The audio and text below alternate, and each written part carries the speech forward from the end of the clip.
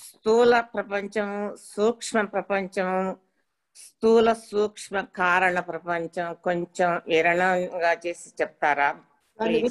దాని గురించి మీరేం దిగులు పడబాకండి. అది దేనికి ఉపయోగపడేది కాదు. అది ఊరికినే తెలుసుకోవటం కోసమే. కానీ ఇప్పుడు ప్రపంచం సంగతి వదిలిపెడితే ఇక్కడ చూడండి, స్థూల శరీరం ఉంది, సూక్ష్మ శరీరం ఉంది, కారణ శరీరం ఉంది. స్థూల శరీరం అంటే పైకి కనపడేటువంటి మొద్దు, సూక్ష్మ శరీరం అంటే లోపల మనస్సు బుద్ధి, కారణ శరీరం అంటే మనం చేసే ఆలోచనలు, మనం చేసే కర్మలు, అవన్నీ కూడా అక్కడ రికార్డ్ అయి ఉంటాయి. ఈ మూడు. అట్లానే ఈ జగత్తుకు కూడా, ఈ జగత్తు మొత్తం కూడా భగవంతుడి శరీరం. అందుకని భగవంతుడి శరీరంలో కూడా ఆ స్థూలమైనదేమో కంటికి కనపడేది, కనపడకుండా ఉండేటువంటిదేమో సూక్ష్మమైనటువంటిది. అలాగే ఎవరెవరి ప్రారంధం, ఎవరెవరి సంచిత కర్మలు, ఇవన్నీ కూడా కారణం. అందుకని దాని గురించి పెద్దగా మీరు మేము కొత్తగా నేర్చుకుంటున్నామండి అని అసలు పెద్దగా ఉపయోగం లేనటువంటి దాని గురించి తలకాయ బద్దలు కొట్టుకోవటం అనవసరం. నేను ముందే చెప్పా, మొదటి 4 శ్లోకాల గురించి ఏం పట్టించుకోబాకండి. 5వ శ్లోకం దగ్గర నుంచి బాగా నేర్చుకోండి. అలాగే 7వ అధ్యాయంలో కూడా చెప్పాం, మొదటి 3 శ్లోకాలు 4 శ్లోకాలు పట్టించుకోకర్లా. తర్వాత నుంచే మామూలుగా గనకైతే ఈ శ్లోకాలను ఎవరు చెప్పరు. ఎందుకనంటే అక్కడ ఉన్న ప్రశ్న ఏదో ఆ ప్రశ్న చెప్పి వదిలేస్తారు, ఇంకా అంతకంటే ఇంకేం చెప్పరు.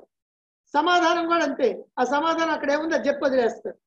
నేను కొంచెం వివరంగా చెబితే కొంతమందికి ఏమవుతుందనంటే దాన్నే పట్టుకొని అదేమిటో చెప్పండి, అదేమిటో చెప్పండి, అదేమిటో చెప్పండి అని అంటే ఎంతవరకు దాన్ని సింపుల్ గా చెప్పడానికి వీలవుతుందో అంతవరకు సింపుల్ చేస్తున్నాం. కొన్నిటికి కుదరదు, కొన్ని పదాలు అట్లా మరీ సింపుల్ చేసి చెప్పడానికి కుదరదు, అది చేతిలో ఉన్నది కాదు, దానికి ఉపమానం చెప్పడానికి వీలు లేదు. అందువల్ల ఏంటంటే దాని గురించి పట్టించుకోకర్లా. స్థూలం, సూక్ష్మం, కారణం, ఈ 3 మనకు తెలుసు. స్థూల శరీరం, సూక్ష్మ శరీరం, కారణ శరీరం. స్థూల శరీరం అంటే పనులు చేసేది, అంటే కాళ్ళు చేతులు ఇవన్నీ కూడా పనులు చేస్తూ ఉంటాయి. సూక్ష్మ శరీరం అంటే ఆలోచనలు చేసేది, నిర్ణయాలు చేసుకునేది.